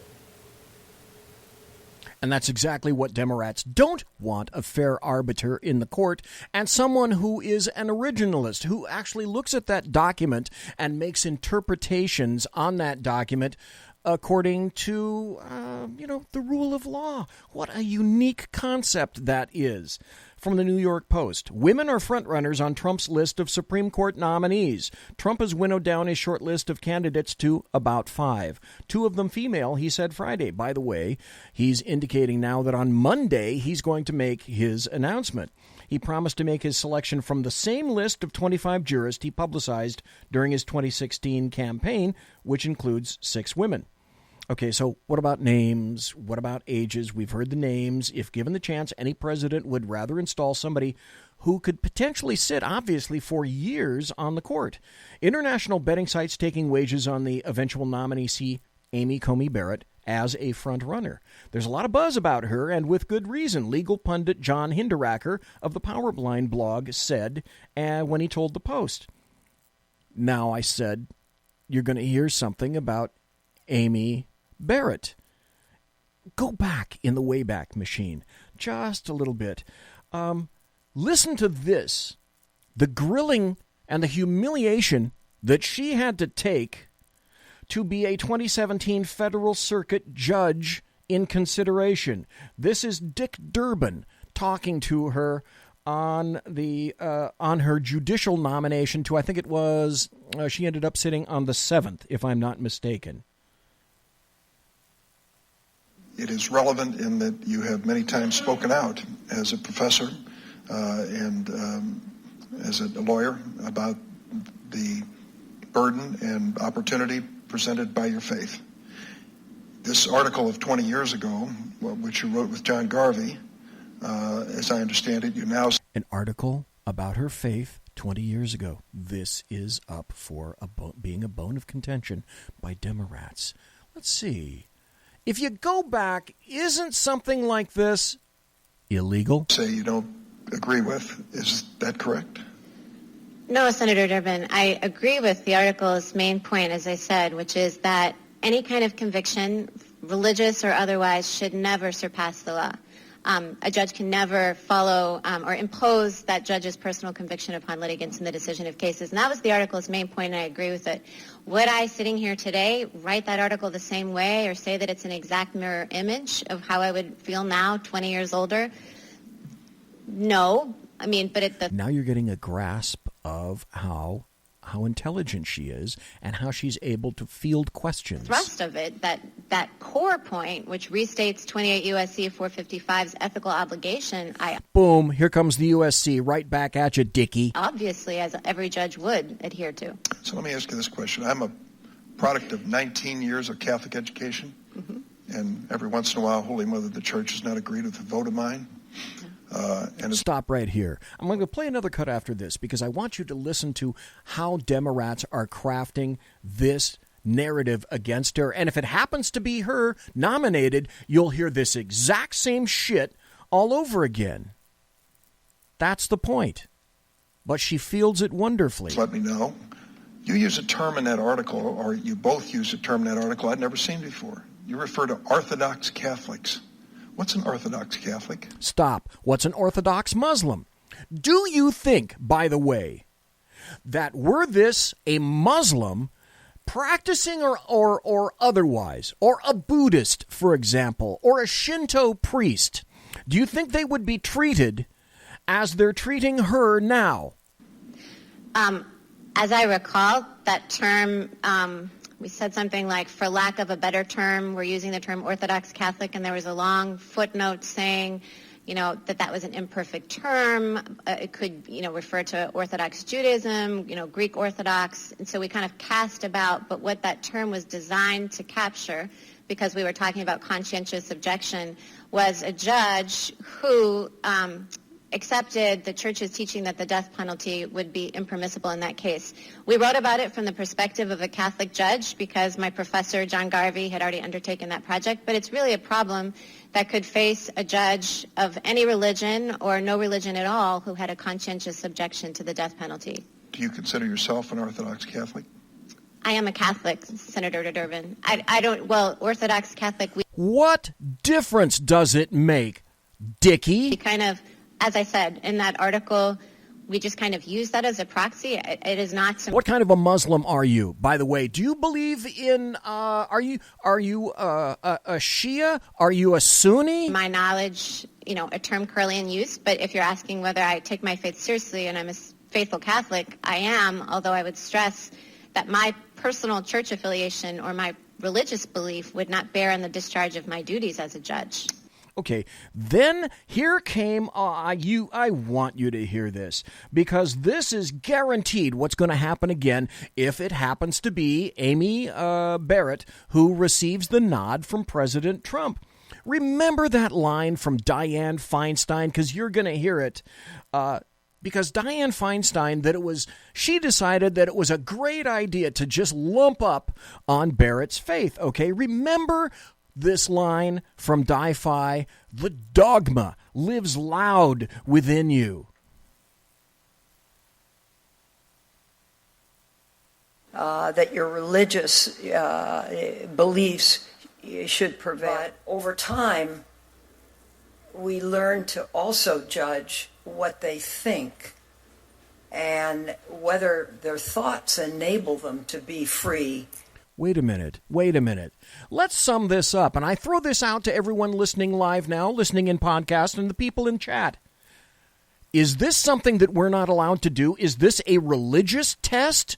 You tell me. To observe the law. So in spite of the fact that you had written in an earlier article that Catholic judges, and you would be a Catholic judge, you would not recuse yourself from death penalty cases. Well, then let me pose the question. Then if you were not up for a circuit court, but for a district court, would you recuse yourself as a Catholic judge from death penalty cases?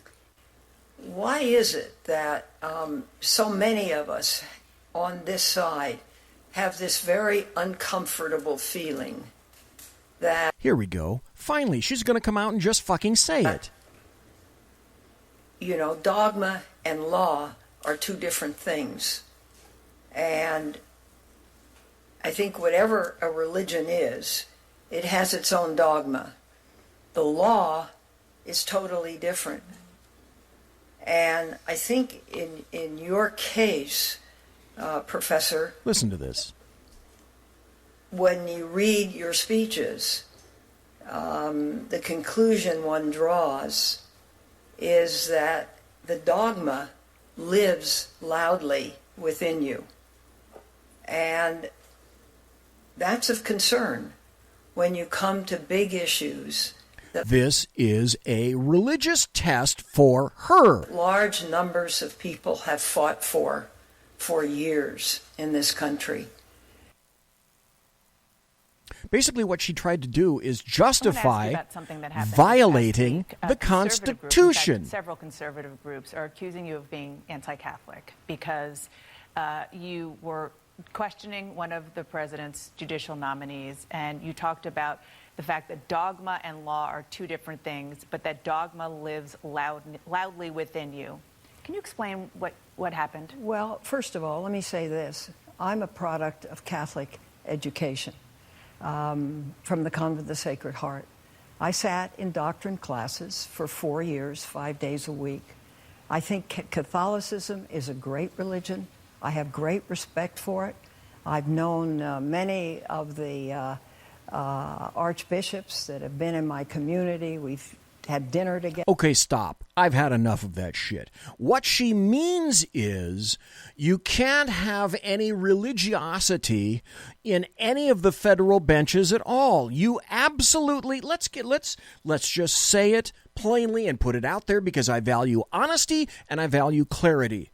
Anyone as far as a leftist Democrat or an American media maggot, the LDAM is concerned, you have to be absolutely 100%, no bones about it, you have to be a secularist, period. Funny how the religion of Democrats is never questioned because these days people like Nancy Pelosi, remember her pulling the religion card frequently? But that's okay. That's just fine. Bush question then, though, however, as we continue. Is there a Harriet Mier among any of these people?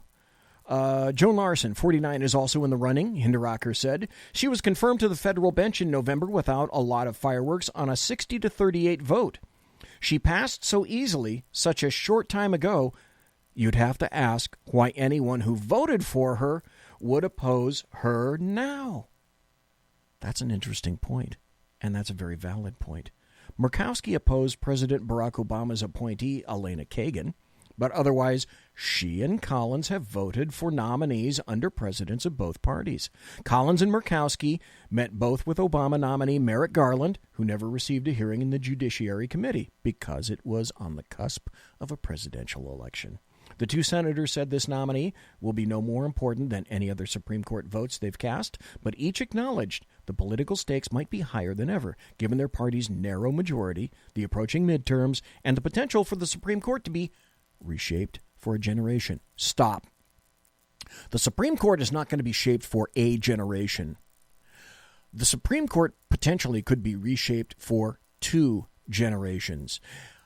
I predicted there was going to be 2 SCOTUS picks. I think I said this earlier on a show, but I'm saying it now. Let's see. On the left coast, 9:24 p.m., July 3rd, 2018, BZ says before the end of President Donald John Trump's 4-year term, his first term, he's going to get a third opportunity for a SCOTUS pick. This is what goes on in the Senate. Sometimes you're in the pressure cooker, Murkowski said. Asked whether a pressure campaign could backfire as it did on Obamacare's repeal, she paused and replied, I could just say something flip, like, watch me. Then she added, I don't mean to be flip. I take it very, very seriously. Okay, they both enjoy the spotlight focused on them. They enjoy the fact that perception indicates they possess, both of them, sufficient power to obstruct a very, very serious vote, and very seriously desired by President Trump. They enjoy the recognition of their power, however intermittent it might be. Alaska and Maine don't customarily acquire a whole lot of power in terms of states. So they have to grab for their 15 minutes of fame wherever they can. And then Alan Dershowitz weighs in, who's becoming more unleftist day by day by day, because he, unfortunately for him, damn it, he speaks a lot about common sense.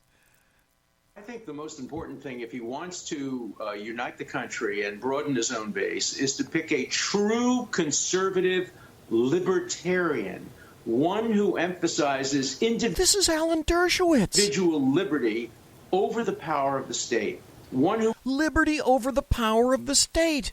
This is Alan Dershowitz, a leftist. Believes in judicial restraint, who recognizes precedent. Precedent, religious restraint, all the things that are anathema to the LDAM. He shouldn't be focusing on particular cases like Roe versus Wade. He should be thinking about the future. We don't know what will come before the Supreme Court 10, 20 years from now. No. When you think about some of the past horrible cases, Karematsu, where we detained 110,000 Japanese Americans, it was the liberals who supported that and the conservatives who dissented. Or when they allowed sterilization. Oh, that's right. Historically speaking, that also happens to have occurred for a democratic history. Anybody think slavery? Of mentally challenged. Anybody think KKK? Anybody remember who started the KKK and what they were underneath the sheets? People. It was the liberals who supported that, and one lone conservative Catholic justice who said liberty doesn't permit that. Yeah. So C word, Catholic. If he can pick a genuine libertarian rather than somebody who's oriented towards state power, it will contribute enormously to the country and enormously to bringing the people together. So his answer. Okay, so here's also the deal. What have I got? I've got about 2 more minutes before the bottom of the hour. So there are some very political decisions that need to be made, not just by these 2 women, but also by Democrats. So the question is, now, the concern is, if Jeff Flake steps across the aisle, if Murkowski and Collins step across the aisle. But the other question unasked at this point is, okay, wait, what about the Democrats themselves? By the way, there are elections of Democrats coming up in November in 10, count them, 10 states where Trump took those states. And so the people in those states are probably going to want their representative to continue representing what Donald John Trump wants out of D.C. So that's another very serious question that they're going to have to answer, I should say, Democrats. And that's this. What happens? How am I going to temper my vote? I'm going to have to explain my vote. I'm going to have to either explain my vote to the left or I'm going to have to explain my vote to the right. And am I willing to sacrifice my vote for a SCOTUS candidate just to make a point and to keep in lockstep with the rest of the Democrats? And, of course, all the Democrats know how damn close it is. Incredibly close. But the pressure is on. The pressure is on both sides. And we no longer have a filibuster. So it's going to come down, it could come down to a vote, one vote. That's why this is critical. And there will be a fight. The fight If we thought there was a fight for Gorsuch, if you don't think that every Democrat is going through every Senate rule book right now in order to find the one little line that will allow them to literally shit in Donald Trump's punch bowl so that he will not be able to get his SCOTUS nominations, you can bet that they're all going through those books right now.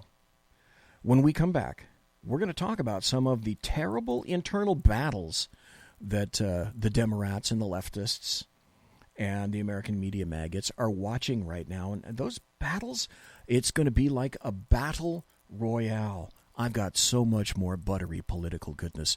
Don't go nowhere, please. Conservative media done right. You're listening to the SHR Media Network. Hey, it's Sean from the Sackheads Radio Show, also one of the owners here at the SHR Media Network. Are you opinionated? Have you ever wanted to do your own show? Have you ever heard somebody like the Sackheads and go, yeah, I could probably do that better? Well, now's your chance.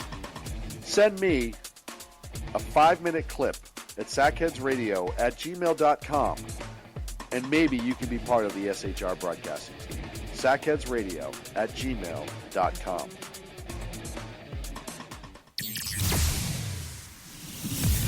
Broadcasting behind enemy lines in occupied California, a mere 2 miles from the state capitol, the bloviating Zeppelin's Berserk Bobcat Saloon radio show can be heard every Tuesday and Thursday night at 8 p.m. Pacific and 11 p.m. Eastern, only on the SHR Media Network. Go to shrmedia.com to listen. You can also watch on the SHR Media Facebook page and the SHR Media YouTube channel. No goldfish were abused in the making of this ad. When dirty politicians, shadow governments, and deceptive Islam blind the world with fake stream media smoke, their only fear is one man with a cane. I'm Dave Milner. Join me through shrmedia.com, highplains.talkradio.com, and the Western Free Radio Network at Spreaker, YouTube, and iTunes for a different perspective weekly on the Unpleasant Blind Guy. And catch me on Jeff Mitchell's EDL Radio on blogtalkradio.com. There's no surrender ever. Because truth is not always pleasant. Hey guys, it's Sackhead Clint. I'm excited to tell you about a brand new show here on the SHR Media Network. I'm teaming up with the one and only all-powerful, the bloviating Zeppelin sitting here to my left, bringing to you a fresh new show here on the network. It's Against Tyranny. And we'll be picking up where the Sackheads left off. Excited to be with you, sir. Sackheads Against Tyranny. We're going to chat. We're going to chat Wednesday nights. SHAT. Sackheads Against Tyranny. Wednesday night, 11 p.m. Oh, it's the same time, right? 11 p.m. Eastern, 8 p.m. Pacific. Same SAC time, same SAC channel. Yeah. SHRmedia.com. See what I did there? It's your business diva here, Melanie Collette.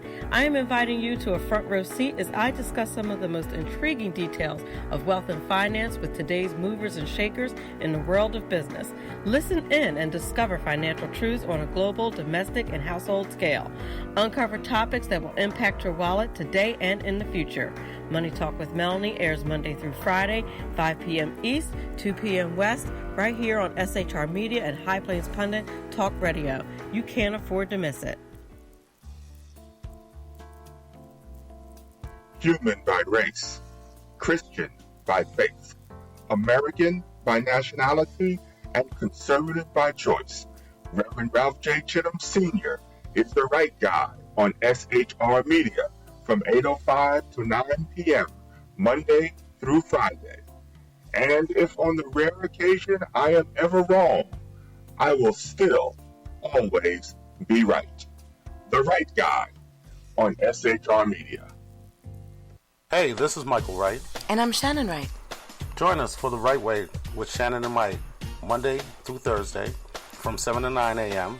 right here on SHR Media. Why are they joining us?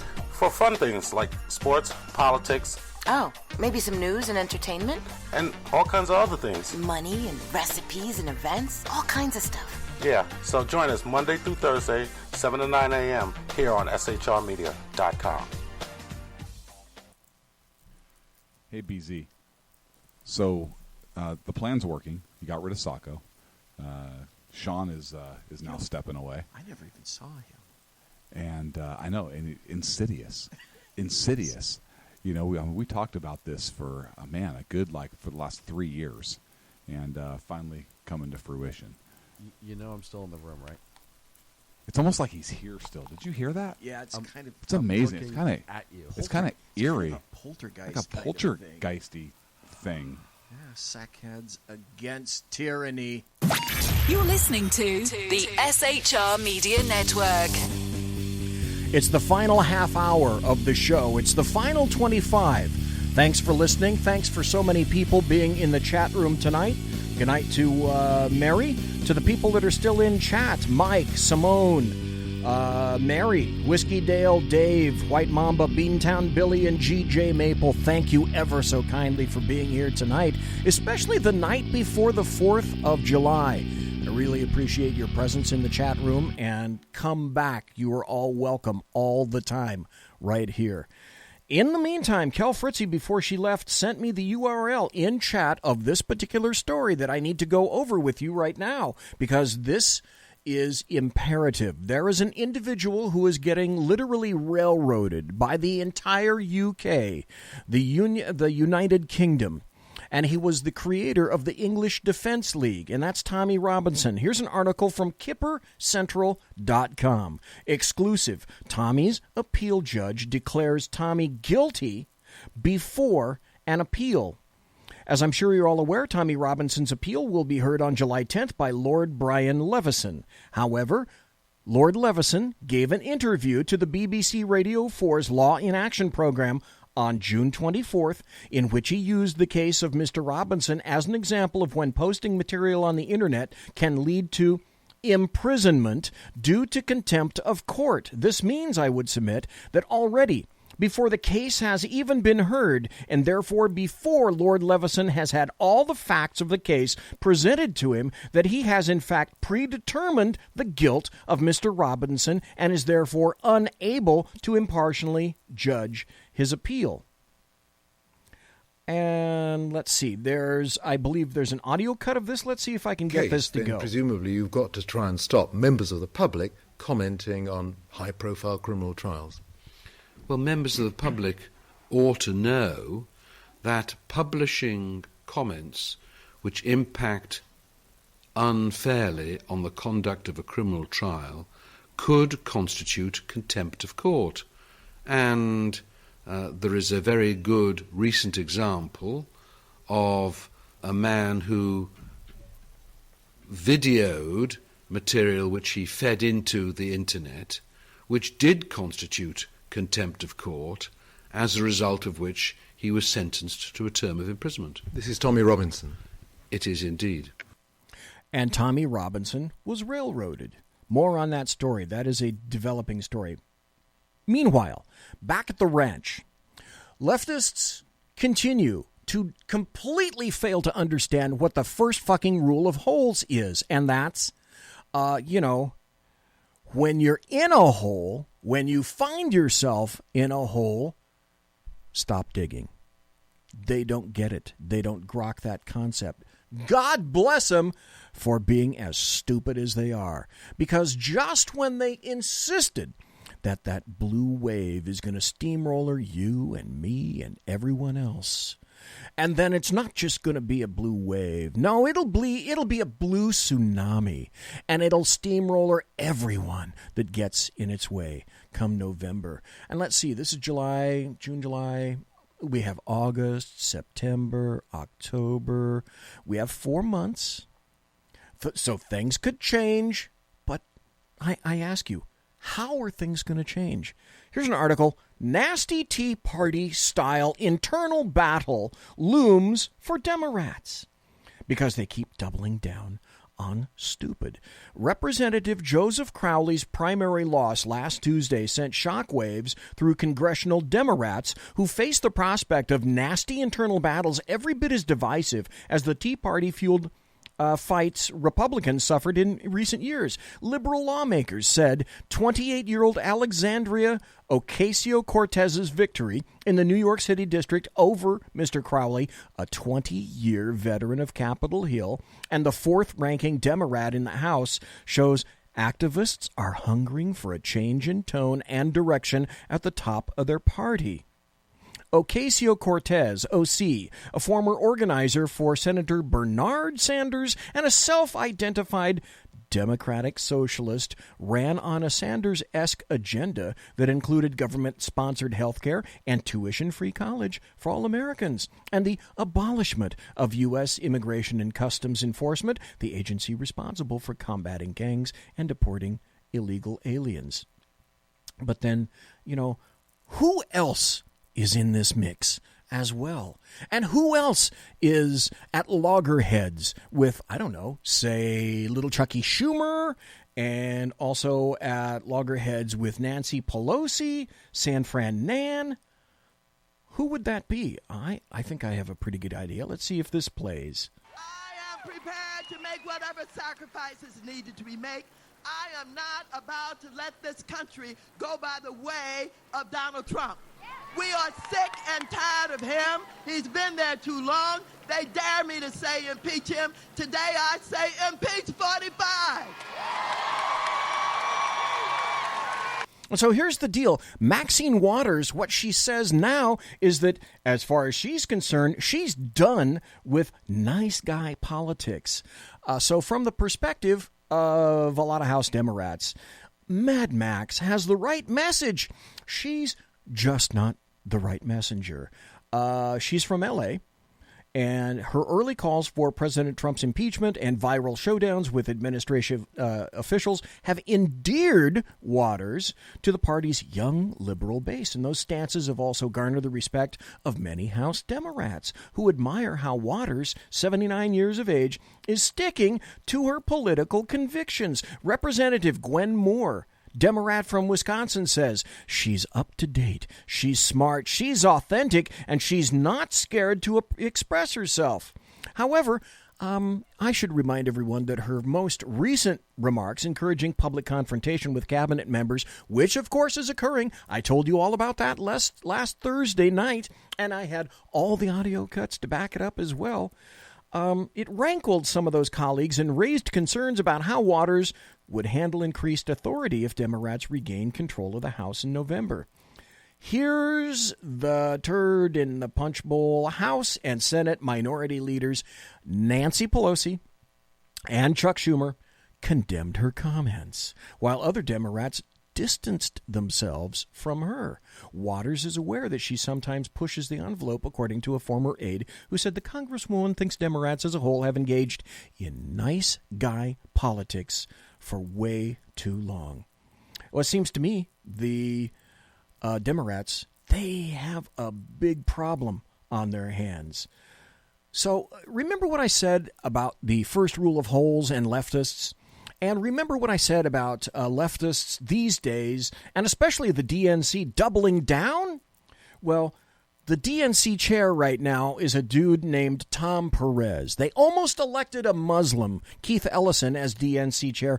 I wish to God they had. What a field day I would be having right now. But here's DNC chair Tom Perez talking about the OC herself. Now, something else happened last week. There was a primary in several states, your state, home state of Maryland, and also up in New York, where... This is the Bill Press show.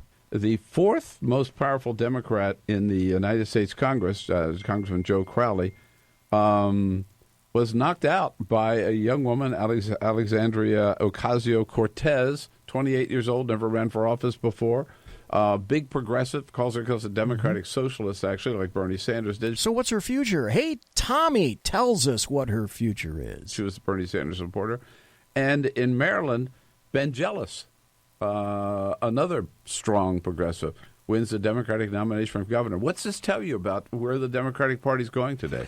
Well, my daughters, I have three kids, two of whom are daughters. One just graduated college, one is in college, and they were both texting me about their excitement over Alexandria because she represents the future of our party.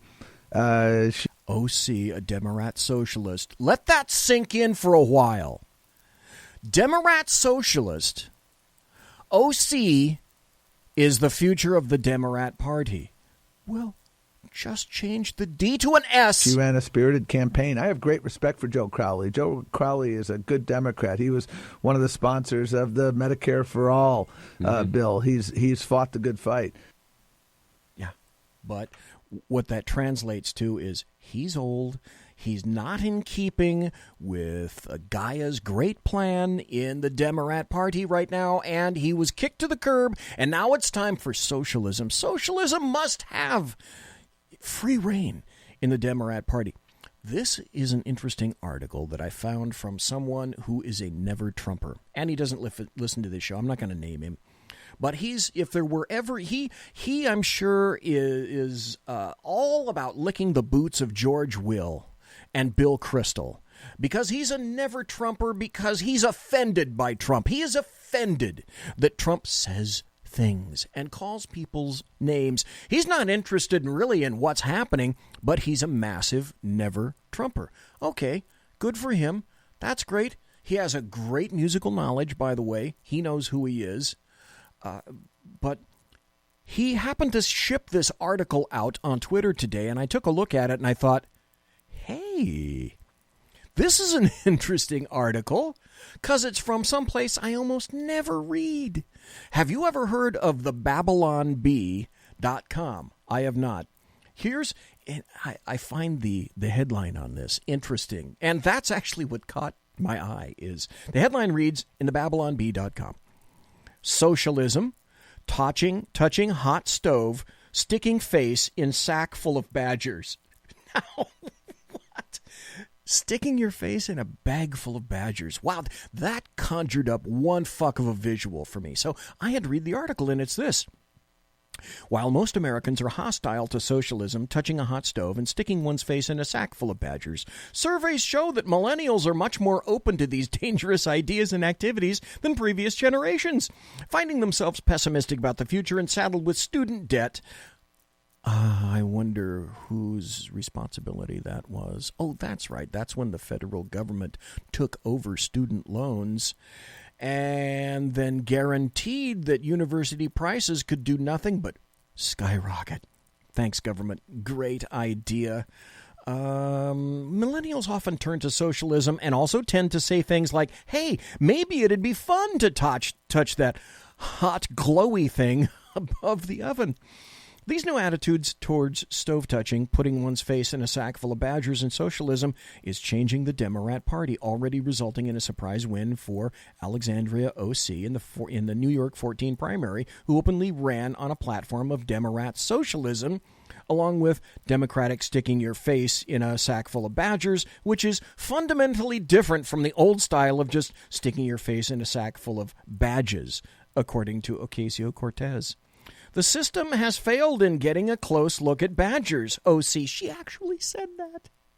Told an enthused crowd, it's time to just stick our face in a sack full of badgers. And what happens when traditional, as I indicated before, people who have stayed with the staid, S-T-A-I-D, old Democrat Party, what happens when, just like me and some other people like me, I watched the Republican Party start to gradually walk away from me, and then it kind of sauntered, and then it started to waltz away from me. Now it wavers, but now here's Alan Dershowitz saying, you know what? I'm not going to let the Democrats steal my party away from me. Harvard Law professor, Fox News contributor Alan Dershowitz warned the Democratic Party, it's going to lose his support as well as the midterm and presidential elections if candidates like Alexandria Ocasio-Cortez and Bernie Sanders keep winning. I won't let the Democrats steal my party from me. I want to regain the center, Dershowitz told WABC Radio's Curtis and Cosby show on Tuesday. That's interesting. Let's see. Is there an audio cut along with this? No. That's just audio. Although I could put it in the background, I guess. But there's more. Okay. There's always more. This, however, is an audio cut. And this, maybe I could have put this, we got about another 10 more minutes before the end of the show. I was considering putting this up front with happy stories because, again, this is a story you really haven't heard much from. And that's this. The feds are starting to distribute grant money to non-sanctuary cities. And isn't that interesting? Let's see. And it goes something like this. The Justice Department said Wednesday it had begun distributing hundreds of millions of dollars in grant money that's been tied up in a major court battle over sanctuary cities. Burn Justice Assistant grants are used by localities and police departments across the nation to pay for equipment, training, personnel, or other pressing needs. The Trump administration last year said it would condition the money on localities' willingness to cooperate in holding illegal immigrants for pickup by federal deportation officers, ICE, in other words. Chicago sued, saying the conditions weren't part of federal law. And a federal district court had ruled for Chicago, but issued a nationwide injunction saying the conditions couldn't be applied to the burn grants. The Justice Department put nearly $200 million in 2017 money on hold as the case proceeded. However, again, winning. On Tuesday, an appeals court narrowed the ruling, saying that while the district court could decide the fate of Chicago's practices, it couldn't tie the hands of the entire country. So guess what? Those hands are now not tied. Another thing. This is going to occur, let's see, in 3 more days. And I'm going to be really willing, really curious to see where this goes. Because as far as I'm concerned, the House Intelligence Committees have all been way too nice. They've been giving the DOJ considerable leeway over a year regarding subpoenaed documents that they have demanded, and the DOJ has consistently stalled on that, and I played all the Rosenstein cuts last Thursday, about what he was doing. Here's an article that says, the House imposes a July 6th deadline for DOJ to turn over Russia documents. The House voted Thursday to impose a 1-week deadline on the Justice Department to turn over sensitive documents detailing the FBI's handling of investigations during the 2016 election, ramping up the heat in a major separation of powers battle. The Justice Department has resisted, saying it's never turned over the kind of information Congress is requesting. Stop. It's never been done before, so we can't do it. Hello, welcome, deep state. Shake hands and keep out fighting. The DOJ, they warned it could compromise sources and methods used in investigations into the Hillary Clinton's email practices, the Clinton Foundation, and Trump campaign interactions with Russian operatives. House GOP leaders said that after basically months of back and forth crap, they're fed up. And they're determined to assert their primacy as the government's chief overseers. They set a July 6th deadline for compliance with a series of subpoenas and lesser document requests issued by the Judiciary and Intelligence Committees. So let's see where that goes. And just when you think it couldn't get more complicated, it gets more complicated. Devin Nunes from California sticks his face in a sack full of badgers. Once again, it's a story from Breitbart. Nunes refers, this is great, I just keep hitting, Devin, keep hitting, Republicans, keep hitting. Continue with the head blows, continue with the jaw, continue with the body blows, the uppercuts. Don't stop hitting. Nunes refers 10 Obama officials to House Judiciary and Oversight Committee task force. House Intelligence Committee Chairman Devin Nunes, Republican from California, one of the few left, on Monday referred 10 current and former U.S. officials to the House Judiciary and Oversight and Government Reform Committee's Joint Task Force as it investigates potential DOJ and FBI wrongdoings related to the Trump-Russia probe. And then there was this. DOJ, as I just indicated, the DOJ has until July 6th to cough up a bunch of documents. Then there was this. The DOJ wants to continue to obstruct document production, and guess what? A federal judge said no. This is from Judicial Watch. You need to go frequently to judicialwatch.com. Tom Fitton does God's business at judicialwatch.com. Federal court orders DOJ to begin searching and producing Fusion GPS records in response to Judicial Watch lawsuit. Judicial Watch announced U.S. District Court Judge Reggie B. Walton instructed the Justice Department to immediately begin producing records about DOJ communications about Nellie Orr, the wife of senior DOJ official Bruce Orr. Nellie Orr worked for the Clinton campaign under vendor Fusion GPS on the anti-Trump dossier campaign document. But here was the point, and this is why you know that the DOJ is corrupt. The DOJ didn't even want to begin that search for 6 months following Judicial Watch winning a lawsuit which demanded those very self-same records. DOJ historically has absolutely frittered time away purposely on the back end, and now they want to fritter time away on the front end and then continue to fritter away time on the back end. So Judge Walton rejected a Justice Department request to begin producing documents 6 months from now and ordered the DOJ to begin producing documents immediately on a rolling basis over the next 2 months. The DOJ is nothing but obstructionist, period, end of statement. How can you trust that agency? How at all? We're in court this week on communications between the Justice Department. This is Tom Fitton, by the way, who is in charge of Judicial Watch. He's basically their face. Department and Nellie Orr.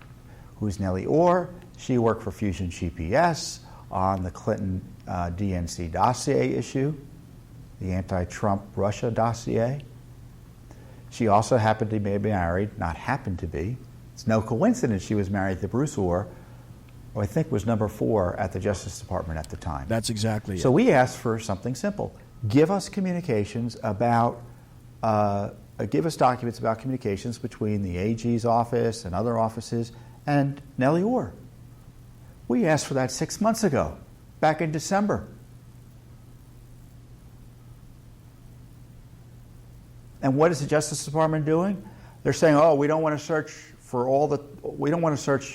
those records for 2015, 16, and 17, as you asked. We just want to search for 1 year, and we don't want to search the AG's office. We want to limit that search, and we don't want to search here. We don't want to search there. And by the way, we need another 6 months to do it." So we were in court yesterday. Our lawyer was Ramona Kotka. By the way, this is the reason that I write a check every now and then to Judicial Watch and also the ACLJ. If you have a couple of bucks to rub together, you might want to consider doing the same thing.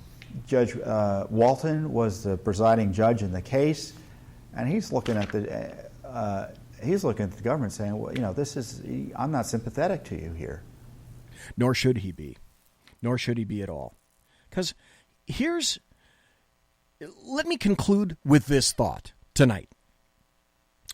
Can you name for me any other private agency or business that would be able to somehow get away with deferring immediate reaction or production of documents in terms of response to the loss of a lawsuit, especially from the U.S. government? Your business or your agency would produce the documents, or you'd find yourselves in contempt of court, of the issuing court. And then subsequently you would be invaded by law enforcement officers, probably wearing blue windbreakers with yellow letters on the back. And they would be confiscating whatever the hell it is that the court told them to take. And then telling that court to its face, "Now, you know what? Here's what we're going to do. We'll get back to you in about half a year." Monsieur has been locked.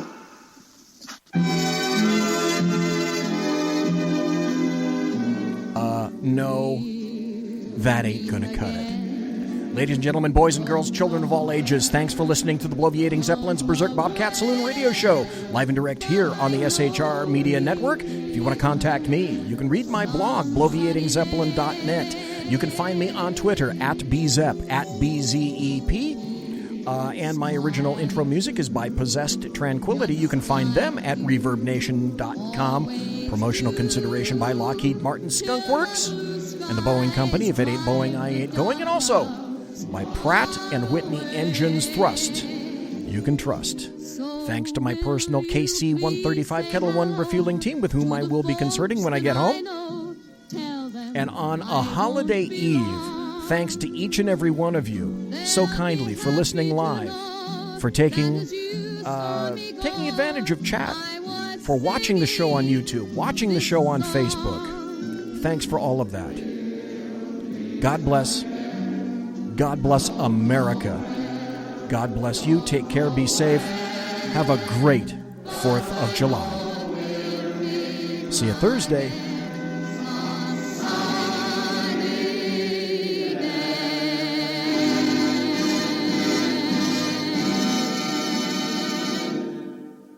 Everybody quiet down now and get some sleep. Night, everybody. Good night, Mama. Good night, Ben. Good night, everyone. Good night, Mama. Good night, Daddy. Good night, children. Good night, Daddy. Good night, Elizabeth. Good night, John Boy. Good night, Jim Bob. Good night, Jim Bob. Good night, Jim Bob. What's going on? I was asleep. What's everybody doing? Good night, Good night, Jim Bob. Go to sleep.